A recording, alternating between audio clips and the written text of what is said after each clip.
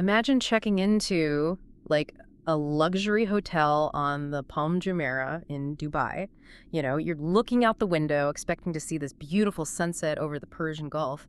And instead, The sky is just completely dotted with drones. exactly, hundreds of incoming drones and ballistic missiles literally blocking out the sun. And, that is not a scene from some science fiction movie. That was the actual terrifying reality on the ground just a few weeks ago. Yeah, it really shatters the whole illusion we tend to have about modern warfare, doesn't it?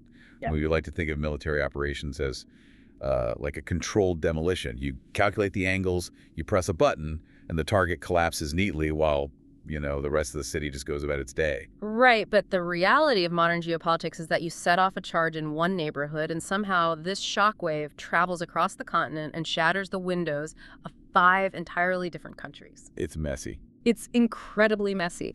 Well, welcome to this custom-tailored deep dive. We are thrilled to have you here with us today. Our mission is to unpack a completely staggering geopolitical development, and we're relying on this really curated stack of reports compiled in a recent post by KULTer on Patreon. Yeah, so we are tracking the cascading fallout from the United States and Israeli airstrikes that kicked off on February 28th. Specifically, we're zeroing in on Iran's retaliatory strikes against Gulf nations, Right. which is this massive multinational response that, according to our sources, caught the U.S. administration entirely off guard. Totally blindsided them. But before we really get into the weeds here, I want to make something explicitly clear to you, our listener, because our sources today contain highly politically charged content, involving the Trump administration, U.S. military strategy, Middle Eastern geopolitics. Neither of us are taking sides here. Right. Absolutely not. We are not endorsing any viewpoints, left-wing or right-wing. We're simply acting as impartial guides. Our only goal is to report the factual content provided and basically convey the ideas contained in the original source material. Exactly. Our focus is strictly on the mechanics of what happened, not, the politics of who is right or wrong. Yeah. So let's start with the catalyst to kind of ground this entire timeline. Walk us through those initial airstrikes on February 28th. What was the strategic expectation going into that? Sure. So on February 28th, a coordinated campaign of U.S. and Israeli airstrikes commenced. And when military planners launch an operation of that magnitude, they run countless simulations, right? Well, of course. Wargaming everything. Exactly. They game out the adversary's response, and the foundational assumption of modern deterrence theory is proportionality. Okay. So planners assumed any retaliation from Iran would be, relatively contained and directed specifically at the actors who initiated the strike, meaning U.S. or Israeli military assets. Okay, let's unpack this, because that expectation of a contained, proportional response is where the narrative completely derails. Falls apart. Right. Because President Trump recently spoke before a meeting with the Kennedy Center's Board of Trustees, and he made this rather stunning admission. He openly stated that his administration was blindsided by Iran's decision to launch retaliatory attacks against a whole host of Gulf nations. Yeah, which is huge. He explicitly called it, quote, the biggest surprise I had of all this. And for a sitting executive to publicly admit a strategic blind spot of that magnitude, that's incredibly rare. It really is. And he went on to elaborate, telling the board that over the previous 2 weeks, Iran wasn't supposed to hit all these other countries in the Middle East, but they did. Missiles rained down on Qatar, Saudi Arabia, the United Arab Emirates, Bahrain, and Kuwait. 5 sovereign nations. Yeah. He literally said, nobody expected that. We were surprised, and they hit back. And just to underscore the point, he reiterated that exact sentiment in a phone interview with NBC News, again calling it the absolute biggest surprise of the conflict. It just fundamentally challenges the assumption that the U.S. controls the escalation ladder, Absolutely. It's like throwing a rock at a massive hornet's nest, expecting the hornets to strictly adhere to the rules of engagement and only sting you. Right. And then being absolutely bewildered when they swarm every single neighbor standing in their yards. But I have to push back here for a second. We are talking about the United States military. Yeah. We spend billions of dollars on satellites that can supposedly read a license plate from space. Did the administration really completely miss this mobilization? Well, what's fascinating here is the stark discrepancy in the administration's own internal messaging regarding what they knew versus what they actually anticipated. So what do you mean? So the Wall Street Journal reported that the president and his core advisors were genuinely shocked by the sheer breadth of Iran's retaliation. which stretched geographically from Azerbaijan all the way down to Oman. That is an absolutely massive geographic footprint. I mean, we're talking about thousands of miles of airspace. Exactly the point. But contrast that surprise with statements from Defense Secretary Pete Hegseth. Speaking to reporters earlier in the month, Hegseth acknowledged that while they hadn't anticipated the specific nature of Iran's response, they weren't, totally in the dark. Oh, really? Yeah. He stated, "While I can't say that we predicted their exact reaction, we were aware that it was a possibility." Wow. So the defense establishment had it listed on, page 47 of a contingency briefing, but the executive level felt utterly blindsided when it actually materialized in the sky. It reveals a severe disconnect between theoretical intelligence and operational imagination. Acknowledging that an adversary could lash out at neighbors is very different from internalizing the fact that they have the logistical capacity and the political will to simultaneously target 5 sovereign nations. Right. And to really understand why this miscalculation broke the administration's models, we have to look at the sheer unprecedented volume of the retaliation. Yeah, and here's where it gets really interesting, because the numbers coming out of the respective defense ministries are honestly difficult to even wrap your head around. They're staggering. We aren't talking about a handful of warning shots fired into the desert. The United Arab Emirates reported intercepting 165 ballistic missiles and 541 drones. 541 drones Yeah. targeted at a single nation. It's insane. And Kuwait intercepted 97 ballistic missiles and 283 drones. Bahrain had to shoot down 45 missiles and 9 drones. We are looking at a coordinated, multinational mobilization of hundreds and hundreds of distinct aerial threats. And more importantly, these were not strictly military engagements contained to, isolated U.S. bases. Right. The sources highlight that these attacks actively damaged high-profile, economically vital civilian infrastructure. Which changes everything. Totally. Dubai International Airport, which is one of the busiest global transit hubs on Earth, was hit. Luxury hotels on the Palm Jumeirah took damage. Fuel depots at Kuwait Airport were struck. Wait, I need you to explain the mechanics of this. How does a massive mobilization of over 800 drones and ballistic missiles go completely undetected until they are literally impacting civilian airports? Does the radar just not work? Was this a failure of satellite surveillance or just a massive failure of imagination by the intelligence community? It's the architecture of asymmetric warfare. Traditional early warning satellite systems are designed to look for the massive thermal blooms of intercontinental ballistic vessels, right? Like launching from known fixed silos. Okay, the big heat signatures. Exactly. But loitering munitions, what we commonly call suicide drones, they operate on entirely different physics. They have tiny radar cross-sections. Many are built from composites, not heavy metals. Oh, I see. And they fly incredibly low to the ground. They use the curvature of the Earth and the terrain to hide from conventional radar. So they are essentially flying under the tripwires we spent decades building. Exactly. Furthermore, they don't require massive launch pads.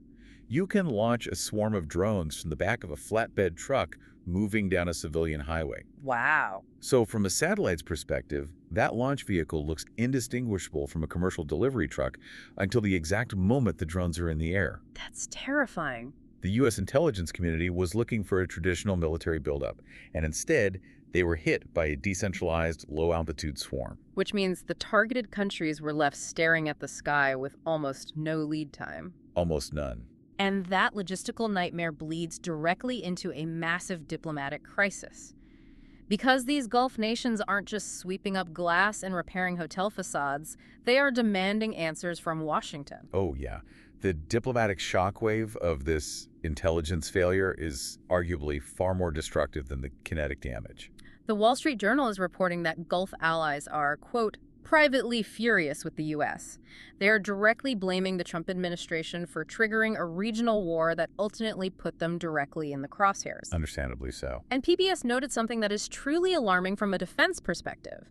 These nations felt they lacked sufficient warning to even prepare for the bombardment.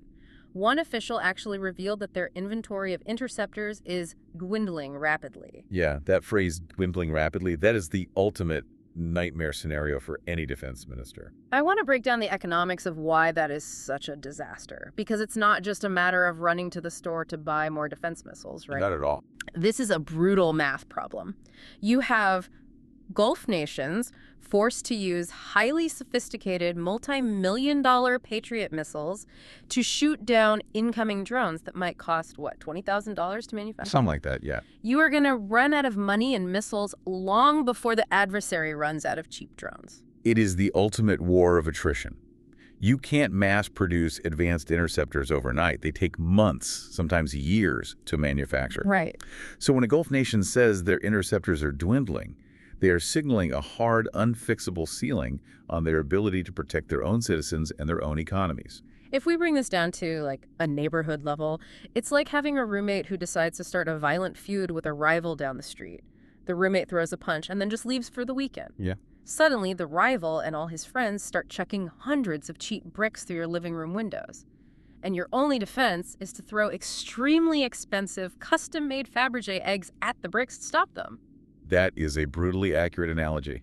Eventually, you run out of eggs, your windows are still shattered, and your roommate didn't even give you a heads up that a fight was happening.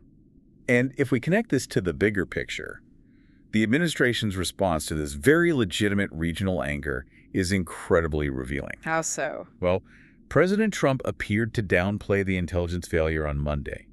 He noted that Iran possessed tremendous power, but he insisted that the U.S. campaign would have proceeded regardless of the retaliatory risk. He said it would have proceeded anyway. Imagine hearing that if you are a Gulf ally whose international airport is currently smoking. It shatters the foundational promise of the U.S. security umbrella in the Middle East. Yeah. For decades, the unspoken agreement has been that Washington will protect its Gulf partners in exchange for stability and energy security. By stating that the U.S. would have taken the exact same actions, even knowing the catastrophic collateral damage to its allies. Washington is essentially broadcasting that Gulf security is entirely secondary to U.S. strategic objectives. That kind of statement permanently rewires alliances. If you're the UAE or Kuwait and you're staring at a depleted stockpile of interceptors, you have to start wondering how reliable that American partnership actually is when the chips are down. Exactly. And this rapid depletion of defense resources, combined with the fracturing of diplomatic trust, it isn't just an abstract political issue debated in think tanks. It is actively bleeding into the global economy and costing human lives. Which brings us to the real-world fallout as this conflict enters its third week.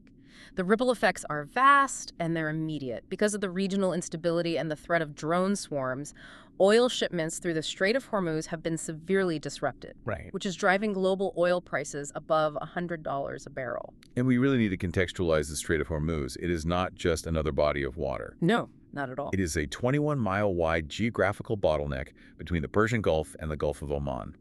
Roughly 20% of the world's total oil consumption passes through that narrow channel every single day. 20%. Yeah. And the shipping lanes themselves are only 2 miles wide in either direction. So what does this all mean for you, listening right now? Well, it highlights the interconnected fragility of the modern supply chain. You don't even need to sink an oil tanker to cause a global crisis. No, you really don't. The mere presence of unchecked drone swarms in the airspace above the strait causes maritime shipping insurance premiums to absolutely skyrocket. Oh, through the roof. Right. Those shipping companies pass that multi-million-dollar insurance cost directly onto the price of the barrel, which then instantly alters the math of everything you buy, from the cost of your commute to the price of groceries on the shelf. It's unavoidable, but, the economic shock is profound.